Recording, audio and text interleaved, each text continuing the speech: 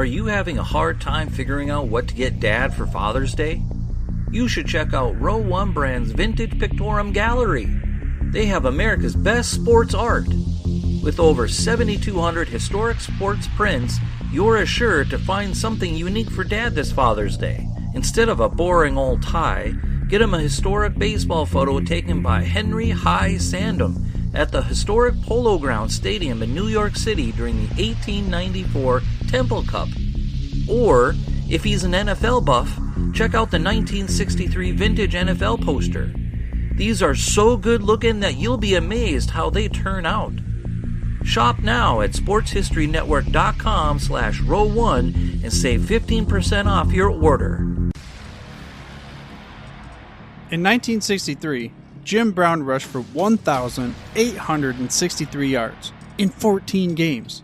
Now this was an unprecedented rushing mark at this time for a player that would ultimately go down as arguably the best player in NFL history. Now fittingly, in the same year, the Professional Football Hall of Fame opened its doors and inducted the first class. This episode we get to talk to the current president and CEO of the Hall, Mr. David Baker. Welcome to the Football History Dude podcast, where each episode is a journey back in time to learn about the rich history of the NFL. Your host is Arnie Chapman. Football is his passion, and he wants you to come along with him to explore the yesteryear of the gridiron. So hop on board his DeLorean and let's get this baby up to 88 miles per hour. Great Scott. This time as we step off the DeLorean, the date is September 7th, 1963, and we are at Canton, Ohio, because we're here to witness the first class being inducted to the Hall of Fame. But the 1963 year was not just a big year in the NFL. Now, I mean, sure, again, they're the Hall of Fame open. Jim Brown, that unprecedented rushing mark. Also in this year, Al Davis was hired as the coach and general manager for the Raiders, and we all know where that led to. Legendary Paul Brown was released from his team. Yes, released from the team, his team, because of a squabble with Mr. Art Modell. Then also NBC would purchase the AFL Championship game for rights to play on their station for almost a cool $1 million. That helped give the league more credibility. But it was not just the NFL in 1963 that saw a lot of ground, earth-shattering type of movements. I mean, we're talking about the year that Mr. John F. Kennedy was assassinated. Beatlemania, the Rolling Stones, nuclear threats all around, talks of space exploration, going to the moon, the Vietnam War. Also, Martin Luther King's, the whole "I have a dream" speech. So many more events that happened in 1963 that could change the way that America would be for many years to come. And one of those Americans was a 10-year-old boy that was growing up during this time frame. A lot of things going on. And he obviously was influenced by these events and many more in that year. That young boy was Mr. David Baker. He grew up to live an incredible life, culminating to where we are now, the president and CEO of the Professional Football Hall of Fame in Canton, Ohio, dubbed as the most inspiring place on earth. But before we get into a little bit of his quick biography, this guy, when he walks in the room, you're not going to miss him. He stands at 6'9" and nearly 400 pounds, so he's definitely a big gentleman. But that big frame is just filled with a massive overflowing amount of passion for the game and just humans in general. And you're going to hear that throughout this interview. But before, let's go ahead and go over a little bit of a bio so you can kind of see where he came from.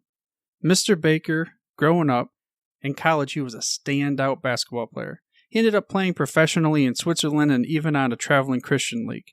He was also a councilman and then elected mayor for the city of Irvine, California. He was a commissioner of the Arena Football League. He was a managing partner for Union Village, which is the first integrated health village in the world.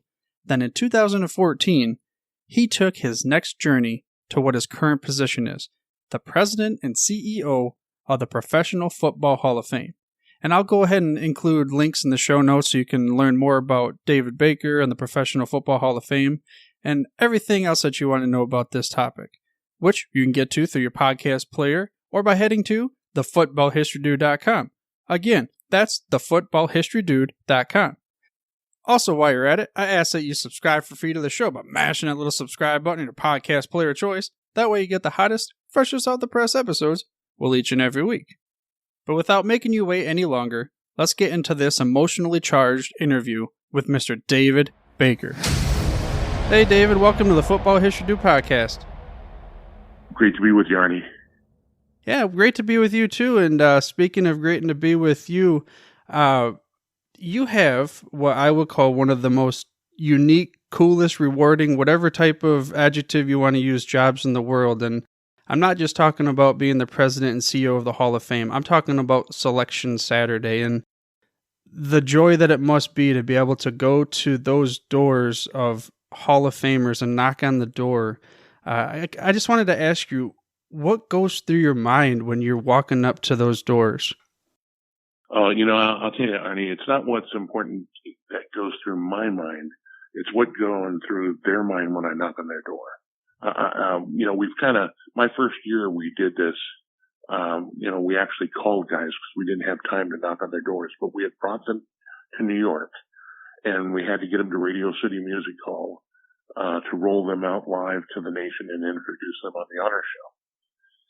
And it was interesting because, we didn't have time to knock on the door, had to get them to the honor show. So, immediately after I got the envelope and opened it up, we started calling guys. So my first call was to Michael Strahan, who lived in New York. So we had to get him across town to Radio City Music Hall. The next guy was Derek Brooks, who had been a friend of mine, prior to me being at the hall. And I kind of wanted to call my buddy and tell him the good news. The third guy, was actually Ray Guy, longtime punter for the Oakland Raiders. He had been a finalist 29 years and he had been denied all that time. So when I got a hold of him, he almost didn't call because my cell phone is area code 714, Orange County, not Canton 330. And what was interesting, Arnie, was I told him, Ray, this is Dave Baker. I'm the new president of the Hall of Fame. And he said, yes, sir. And that slow Southern Mississippi drawl of his. And I said, Ray, it is my great pleasure. And with that, I could hear him fall to the ground. And I could hear his cell phone rattling around. And his wife going, honey, baby, are you okay? And I thought I killed my first Hall of Famer. But it took maybe about 2 minutes for him to get up. And when he did, he had the phone and he said, hey, I'm sorry. He says, I'm not sure I knew until now how much this meant to me. And with that, it kind of started a journey of, hey, how can we knock on their door and how can fans witness how much this means to these guys? Because when I'm knocking on their door to specifically answer your question, they're not thinking how much money did they make. They're not thinking about their trophies or their records. They're thinking about their mom that drove them to practice when they were 10 years old, their dad that encouraged them not to quit, or that coach that inspired them. And it's their journey that flashes, in a moment of their entire life, their entire career. They think of their teammates. And so, I've had the privilege of knocking on doors and seeing that in the eyes of Jerry Kramer, who waited 45 years, or Randy Moss, who I've been so impressed by. I almost saw him transition right in front of me from, understanding like that this was something else that was about him to all of a sudden him being a representative for all that was good about the game. And I've been very impressed with Randy Moss. But every guy has been that way. And this year, as you may know, we had the opportunity to walk on the sets of, the NFL on CBS to, inform Bill Cowher. And, Bill is a very private guy. He loves to have that jaw shutting out there and show how strong that jaw is. But that jaw was quivering. And when he was hugging his wife and daughter, he was crying. When we went on the set of, Fox Sports, the next day in LA, Jimmy Johnson was not breathing. I mean, when they went to a commercial, he had to get his inhaler out because I thought he was going to fall over. So did Howie and Terry too. But it wasn't just them; it was everybody on the set was crying. And so it's great to be affirmed.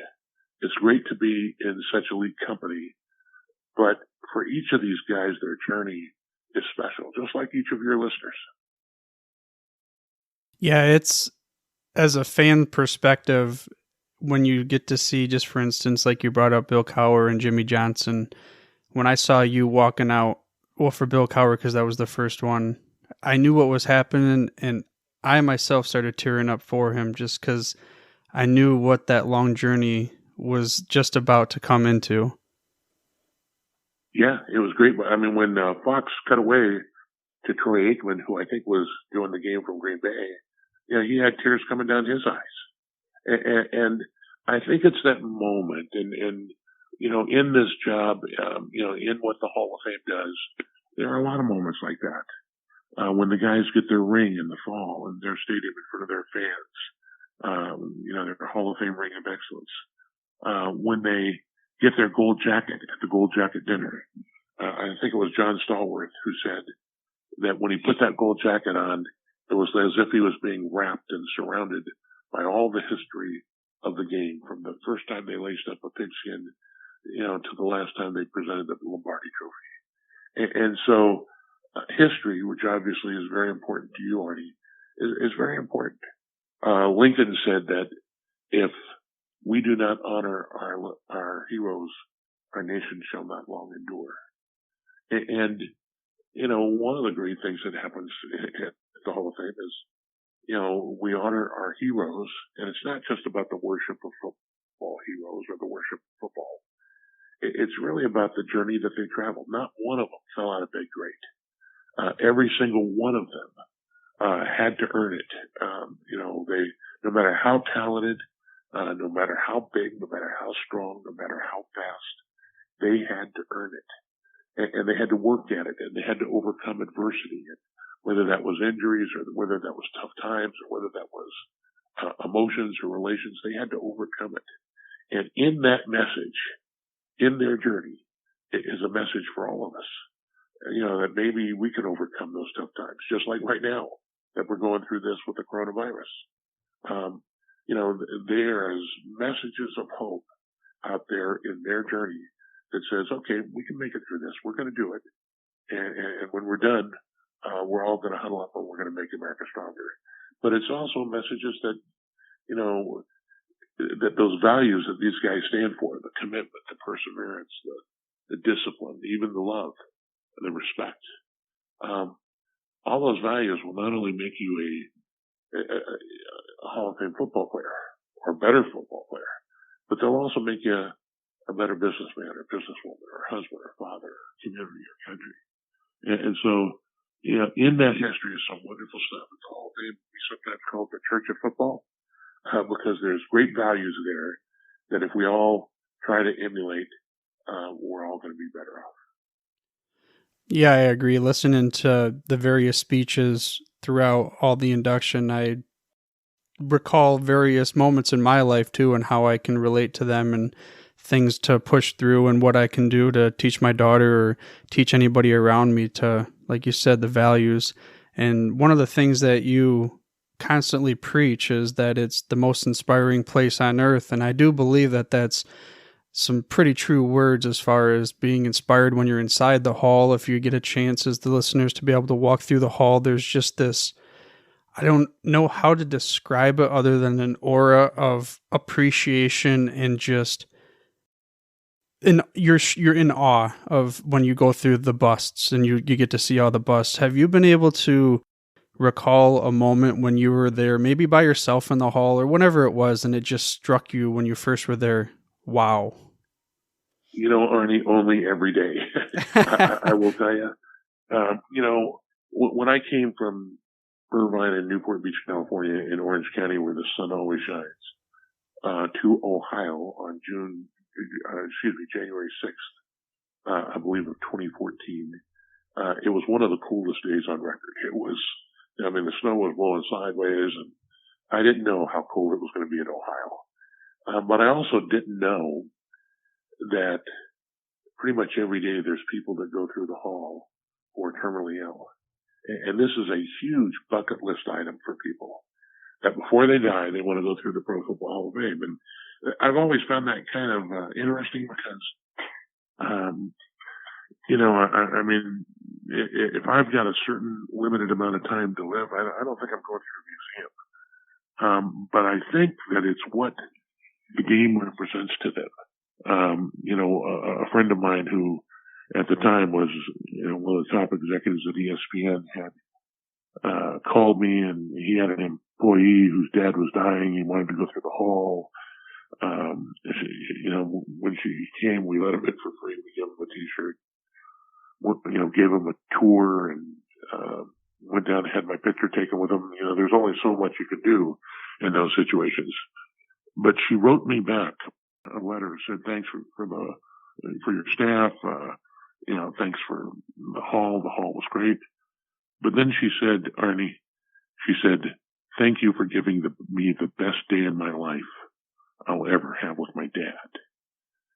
And we've seen that happen over and over again. That most of Americans, really watch the game at home with their family, and they're huddled up with it. And they've seen Roger Staubach or Aaron Rodgers, or Doug Flutie, throw a Hail Mary, and they know that there's hope out there and it's never too late. And so I think all of those things are really, really special, and I've seen them. But for me personally, there are so many moments. There's a lot of times when I'll come out of the office and it might be 11 o'clock or even midnight, and I'll take an extra moment to go through that bronze bust room, because there is a sense of reverence there. When we have our enshrinements, there's been times that despite everything we can do to keep it moving, there's times that, the waiting line to go through the bronze bust room, the gallery, is 3 hours long, and people will stand in line to go do that. But there's so much other inspiration. I've seen, our dedicated volunteers. There's 4,800 volunteers in the community of Canton, many of whom who take 2 weeks vacation to put on the enshrinement. And what they do and what they do for the fans. And it's a great experience. One night I was coming out of the office and it was extremely late, and we have an area just outside the gallery where the enshrinement speeches of the Hall of Famers are always playing. And I kind of paused there, and I even sat down. I was watching, John Elway, who, we all love John, but, he was one of my owners in the Arena Football League, and I consider him a friend. And listening to him talk about the loss of his dad and the loss of his sister, just made me appreciate my own sister more. And I went back in the office and shot him an email from that. But I think there's so many lessons like that our mission is to honor the heroes of the game, to preserve its history, promote its values, and celebrate excellence everywhere. And I do think that it's more than the worship of football heroes. There's lessons in there for all of us in everyday life, so that, all of our fans can be everyday heroes as well. They may not throw a touchdown pass in the Super Bowl, but, they might have a lifetime moment with their 9-year-old daughter or son. And in terms of history, we've got, 6 million pictures, 40 million documents, and it is, if you will, the Sistine Chapel, for the game of football. And there's so many moments in all of those archives of courage and character and, compassion and, commitment. So it's a wonderful thing. And those values, you don't have to be a Republican or a Democrat or a Baptist or a Buddhist or a Jew or an agnostic. Everybody understands the values that you find in the huddle, with teammates and understanding sacrifice, for times like we're going through now. And I think that can get us all to a place of excellence. Excellence in our profession is not, pristine, perfect, flawless. It is, blood coming out of your nose and blood coming out of your mouth and a dirty uniform. And you have to earn and fight for excellence. The great Hall of Famer Vince Lombardi said that, you can never achieve perfection, but if you relentlessly pursue perfection, you might just capture excellence. And that's the fight for excellence.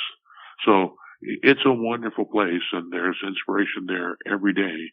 And it's an incredibly dedicated staff and board of trustees and the selectors who work not just on Selection Saturday, but really all year round to measure greatness, to calibrate excellence. It's an incredible group of people, and for however long I am allowed to do it, whether that's one more day or one more decade, I have been privileged to be there. Yeah, and I get the same feeling too when I, thankfully, the past couple of years, the 2018-2019 enshrinement, I was awarded the media passes, so I got a little bit different type of perspective on it. And one of my favorite things, you bring up moments, and everybody has their moments. I do this, I guess you could call it on the street interviews with a lot of the fans that are at the hall, and I ask them to just describe to me for my podcast, what is your favorite moment of, NFL of all time? And of course, most of it's going to be revolving around that particular player that's being inducted. And it's just the responses, the stories, the tears and joys and all those kinds of things that they enjoyed with their family just takes me back. And I don't know how to describe it other than you have to see the tears on my face to be able to describe it. And that's the type of experience I get myself too. And you mentioned the mission. What does the mission of the Hall mean to you from your perspective? Well, again, for me, it's not Dave Baker. It's not any one person. It is really, about the game, to honor the heroes of the game. And a wonderful thing happens in that, Arnie, in that once you're honoring these guys, you have the opportunity to honor heroes in other disciplines. Every year we have recipients of the Congressional Medal of Honor there. And, one year I've got a guy named Leroy Petrie who is from Dallas, a huge Cowboy fan. And Leroy had been shot in both legs in Fallujah. He was up against the wall. Three of his comrades are taking a position as a triangle, and they're trying to fend off like 25 members of the Afghan rebels. And all of a sudden the grenade comes in, and he uses the only thing he's got left, which is his elbows, and he crawls over, grabs the grenade, throws it away, but not before it severs his right hand. Now, when I introduce him to our Gold Jackets, and generally we've got about 130, 140 there, they are all on their feet. They are all cheering for him because they know these heroes of the playing field know that the real heroes are the guys on those battlefields. But what's interesting is all Leroy cares about is he wants to go over and see Troy Aikman and Michael Irvin and Emmitt Smith, because those are his heroes. And so there's a wonderful symbiotic leverage, if you will, of how our Gold Jackets can help people to be better teachers, preachers, soldiers, firemen, policemen, fathers, mothers. And to me, this is, that mission is something that's really special. It is honoring our heroes, but it's not the football worship of football heroes. It's protecting and guarding the legacy and the history game.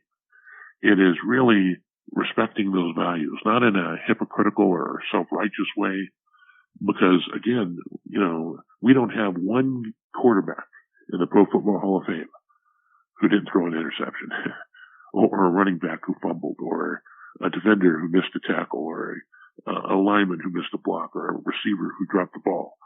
They did it a lot. Brett Favre, Hall of Fame quarterback, has the record for most interceptions.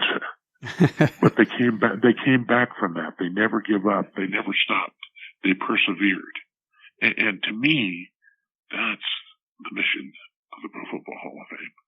It is that celebrating excellence everywhere.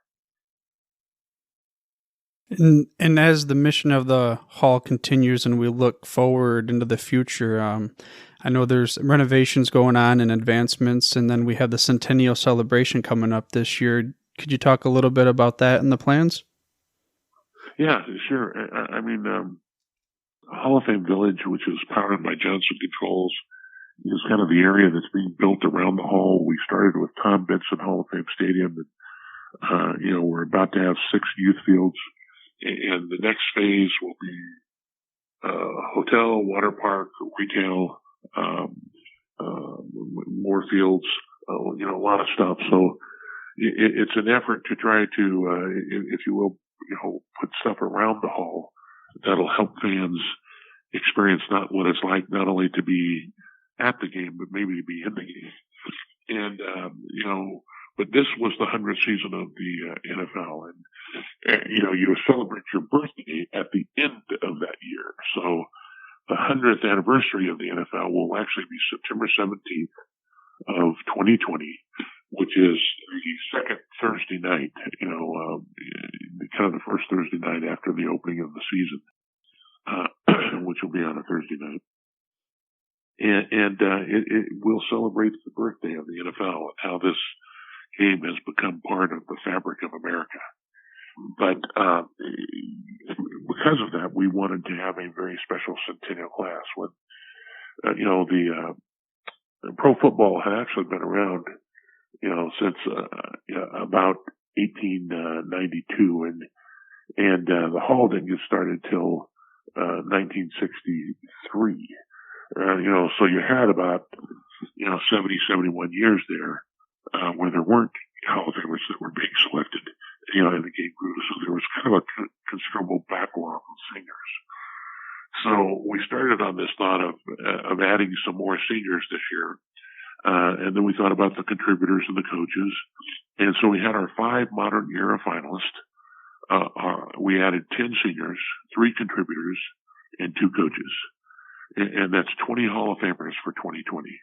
And right now we're planning to enshrine 10 of those, the modern era players, the coaches, and the contributors at the enshrinement in August, on August 6th, 7th, 8th, and 9th.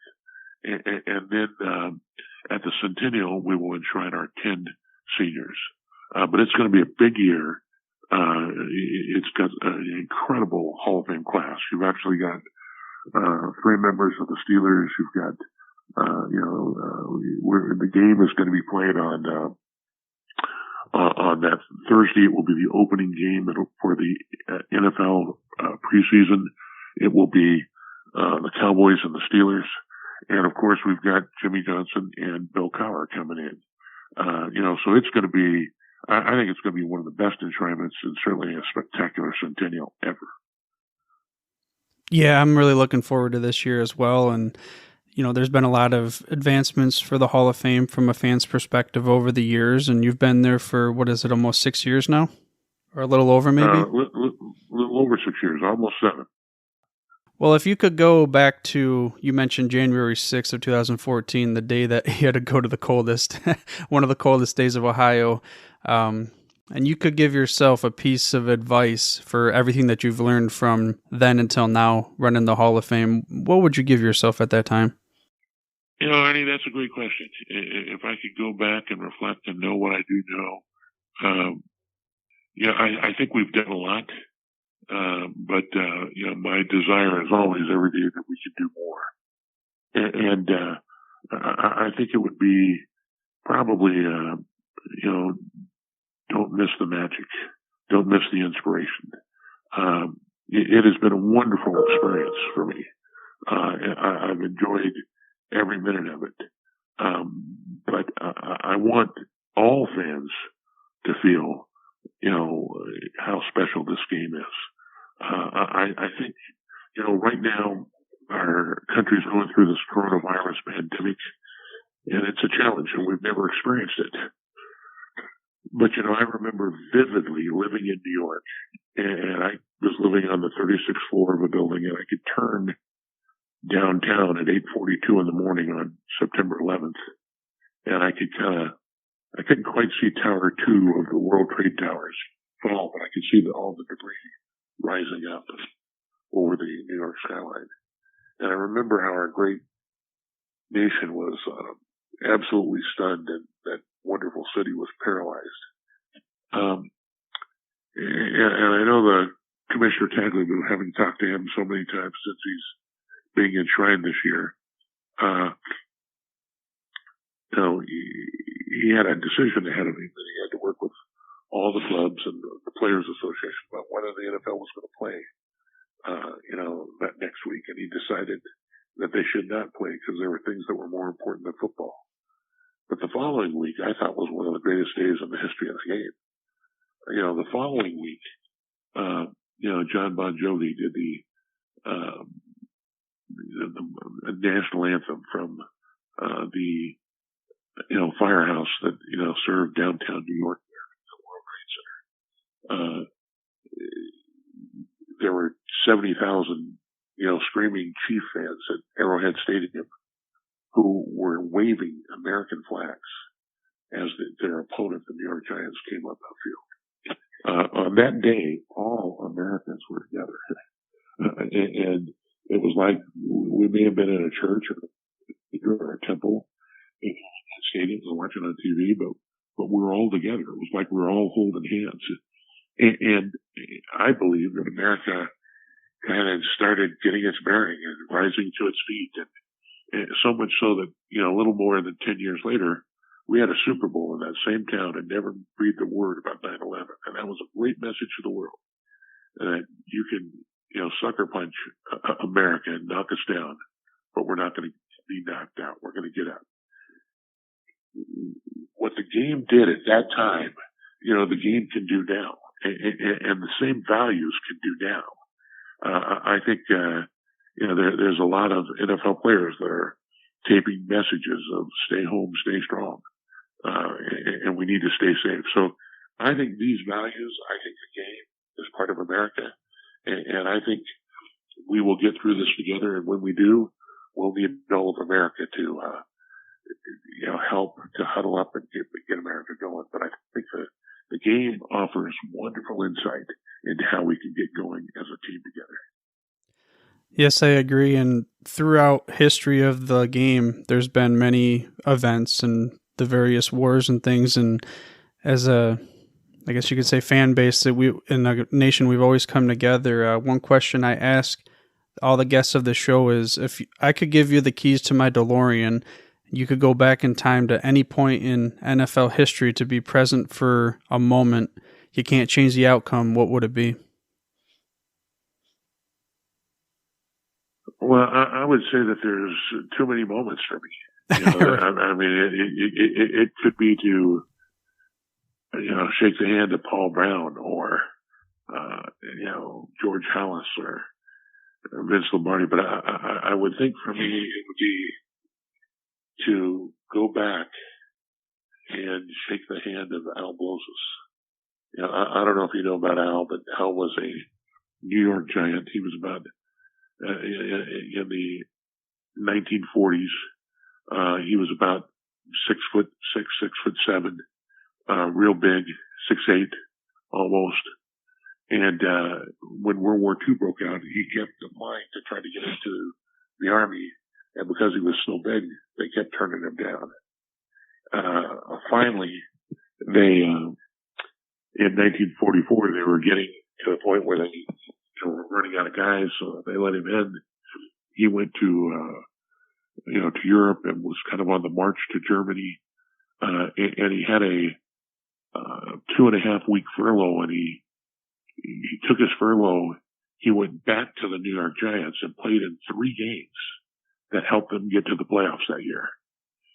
And then when his, 2.5 weeks were over, he goes back to Europe. He ends up being a lieutenant in France. 2 of his guys go on a patrol and get lost. He goes out to look for him, and he never comes back. Nobody ever hears from him again. But to me, there are so many stories of guys like Al Bloses who learned these values in football of sacrifice and teamwork and commitment, and took them to something else, like our military. Certainly Pat Tillman is that kind of guy.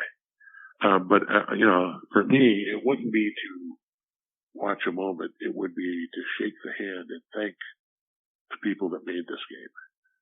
Certainly for us at the Hall, it would probably be September 11th of 1920, to be in that room, of Ralph Hayes' Cupmobile showroom, when all those guys were gathering to decide to come together to form what was going to be the NFL.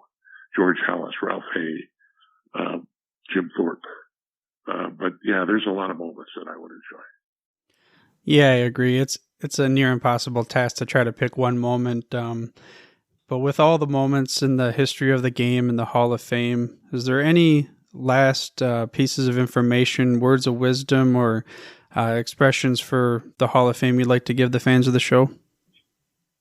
Well, I would just say right now, today, Arnie, stay home, stay safe, stay healthy, stay positive, stay strong.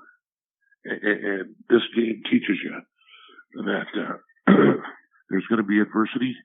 You're going to get tackled for a loss. There's going to be a turnover. There's going to be interceptions.